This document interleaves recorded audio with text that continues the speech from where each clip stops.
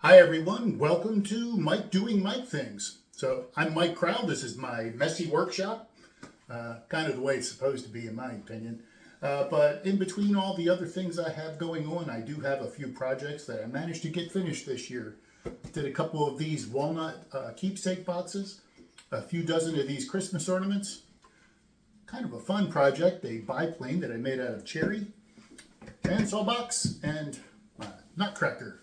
Just in time for the holidays for me. Anyway, I hope you find these videos useful. If you do, feel free to hit the like button, comment. I'd love to hear from you.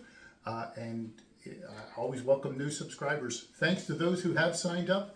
I appreciate it very much. Have a great day.